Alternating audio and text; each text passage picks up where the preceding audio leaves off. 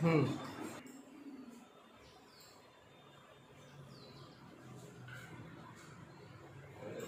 Morning students.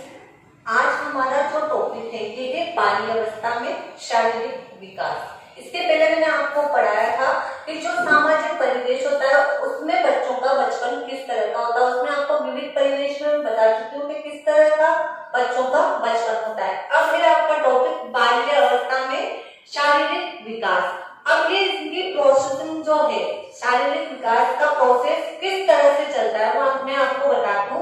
ये है, मैंने आपको बताया पहले डायग्राम में, तो जो डायग्राम है वो डायग्राम ऐसे ही बनाना है आपको, जैसे मैं आपको क्लास में बता चुका हूँ। डायग्राम बनाने के बाद आपको इसकी डिटेल करनी है, बॉडी लिखनी है प्लस डायग्राम भी आपको बनाना है। तो आप देखिए शारीरिक विकास इस प्रकार से, पहला है आपका भार, ठीक है, सेकंड है आपकी लंबाई, फिर वह मस्तिष्क, फिर है हड्डियां, फिर उसके बाद नेक्स्ट है दांत, फिर अन्य अंग, फिर है विकास का महत्व। इस तरह से इसकी प्रोसेसिंग चलेगी कि बच्चा धीरे धीरे किस प्रकार से बढ़ता है। बात करते हैं हम पहले भार की। भार जो बाल्यावस्था का बालक होता है उसमें क्या होता है, इस बाल्यावस्था में बालक के भार में पर्याप्त वृद्धि होती है। 12 वर्ष के अंत में जो बालक होता है बाल्यावस्था का, उसका भार 80 से 95 पाउंड के बीच में होता है। और 9 या 10 वर्ष की आयु में बालकों का भार बालिकाओं से अधिक होता है। लेकिन इसके बाद क्या होता है, यहाँ पर 9-10 वर्ष की आयु में बालकों का भार बालिकाओं से अधिक है, लेकिन इसके बाद बालिकाओं का भार बालकों से अधिक होने लग जाता है। नेक्स्ट टॉपिक है आपका लंबाई।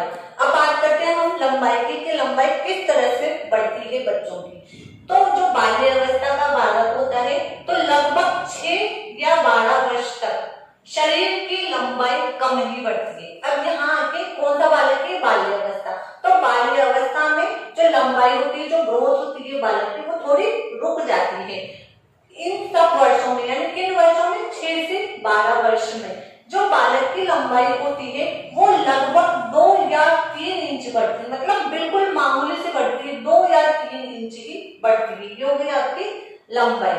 थर्ड है सिर एवं मस्तिष्क। अब इसको आप ध्यान से देख लीजिए, क्योंकि इसमें थोड़ा सा क्या है, आप जब इसको पढ़ोगे तो कंफ्यूज होंगे, तो आप इसको अच्छे से समझना।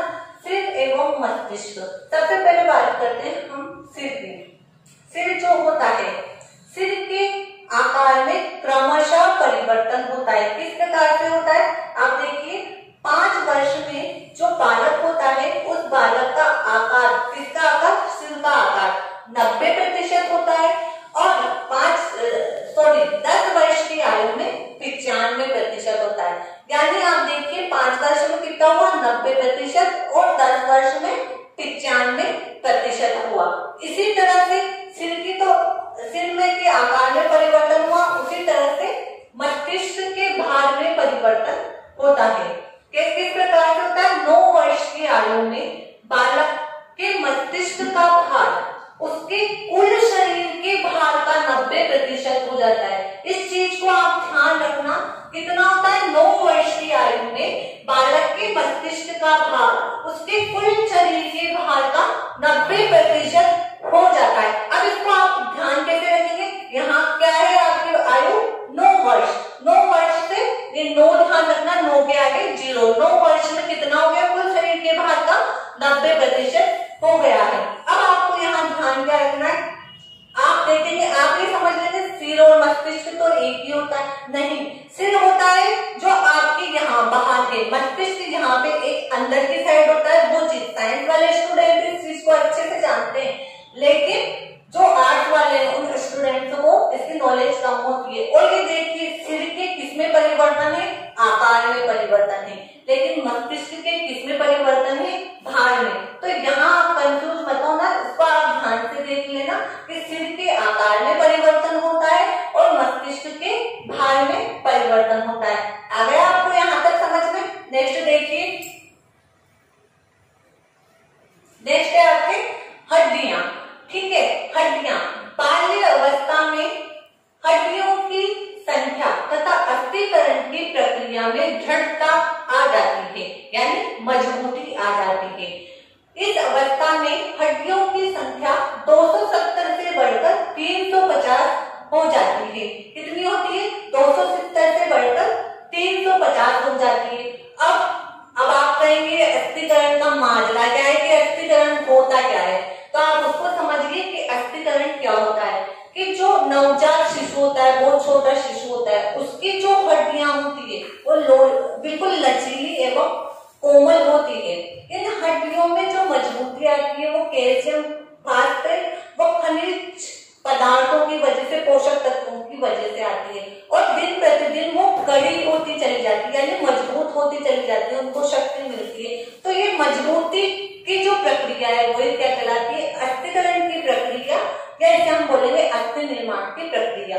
तो ये हो गया आपकी अस्थिकरण की प्रक्रिया। आगे होगा आपको समझने की अस्थिकरण क्या होता है। नेक्स्ट बात करते हैं हम दांत की, कि दांत कौन से वर्ष में किस तरह से निकलते हैं। 6 वर्ष में, लगभग 6 वर्ष की आयु में बालक के दूध के दांत गिरने प्रारंभ हो जाते हैं और उनके स्थान पर स्थायी दांत निकलने लगते हैं। ठीक है, कौन से उम्र में? 6 वर्ष की उम्र में दूध के दांत गिरने लगते हैं और स्थायी दांत निकलने प्रारंभ हो जाते हैं, और 12 से 13 वर्ष की आयु तक लगभग सभी स्थायी दांत निकल आते हैं। ये स्थायी दांत संख्या में 32 होते हैं। बालिकाओं के स्थायी दांत बालकों से जल्दी निकलते हैं। ठीक है, किसके? बालिकाओं के पहले निकलते हैं और बालकों के पहले निकलते हैं। नेक्स्ट, अन्य अंग। अब अन्य अंग में आपको पहले सारे अंग बता दिए, अन्य अंग में आपके आएंगे मांसपेशियां, और मांसपेशियों के साथ आएगी हृदय के धड़कन की गति किस प्रकार से आपकी चलती है। देखिए अन्य अंग, इस अवस्था में यानी बाल्य अवस्था में मांसपेशियों का विकास धीरे धीरे होता है। ठीक है, 9 वर्ष की आयु में बालक जो होता है उसकी मांसपेशियों का भार उसके शरीर के कुल भार का 27% होता है। 9 वर्ष की आयु में कितना प्रतिशत होता है? 27%। किसका 27% होता है? कुल शरीर के भार का 27% होता है। और हृदय के धड़कन की जो गति होती है उसमें निरंतर कमी आती जाती है, यानी जब शिशु छोटा होता है तो हृदय के धड़कन की गति तेज होती है, और जैसे जैसे बड़ा होता है तो वो धीमी होती चली जाती है। 12 वर्ष की आयु में जो धड़कन की गति होती है वो 1 मिनट में 85 बार होती है। कितनी बार होती है? 1 मिनट में 85 बार होती है। और बालक जो होता है उसके कंधे चौड़े होते हैं, कुल्हे पतले होते हैं, पैर सीधे एवं लंबे होते हैं, यानी आपको यहाँ पे उसके स्ट्रक्चर किस प्रकार का होता है, उसका जो शारीरिक आकार होता है वो किस प्रकार का होता है वो बताया गया है। और जो बालिकाएं होती है उन बालिकाओं के जो कंधे होते हैं वो पतले होते हैं, कुल्हे चौड़े होते हैं, पैर कुछ अंदर की ओर झुके हुए होते हैं। 11 तथा 12 वर्ष की आयु में बालक तथा बालिकाओं के यौनांगों का विकास तीव्र गति से हो जाता है। नेक्स्ट है आपके विकास का महत्व। अब विकास के महत्व में क्या है? ये आपके अंग नहीं है, आपको जो अभी तक सारे अंग बताए गए हैं उनका सार होते कि होता क्या है इसमें। तो इसमें कि जो बाल्य अवस्था है, बाल्य अवस्था में बालक के लगभग सभी अंगों का विकास हो जाता है। अब जब बालक के सभी अंगों का विकास हो जाएगा तो क्या होगा?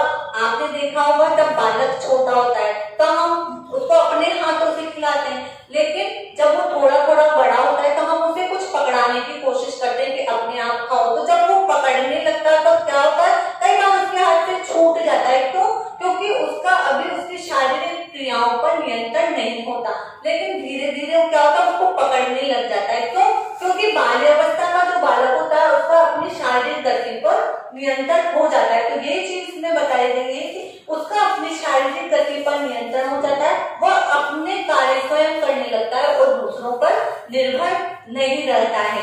तो ये है आपके विकास का महत्व। मैंने आपको सारा बता दिया है कि बाल्यावस्था में शारीरिक विकास किस प्रकार से होता है। आपको कुछ समझ में नहीं आता तो आप कमेंट करके पूछ लेना। ठीक है, इसके साथ ही मैं आपको ये भी बता देती हूँ कि आपकी जो आपको थोड़ी प्रॉब्लम आ रही है वो आ रही है आपको ईपीसी की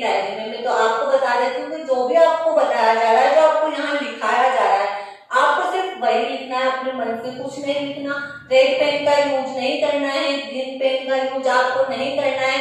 आप जो आपके टॉपिक हैं वो ब्लैक पेन से लिखिए, बाकी डिटेल आप ब्लू से लिखिए। आपका जो इधर का पेज है, एक पेज खाली है यानी लाइनिंग नहीं, और एक पेज में आपके लाइनिंग है। तो जो खाली वाला पेज है आपका, उसमें आपको पिक्स लगाने हैं। लाइनिंग वाला जो पेज है उसमें आपको लिखना है। पिक्स की यदि आपको इस समय कोई प्रॉब्लम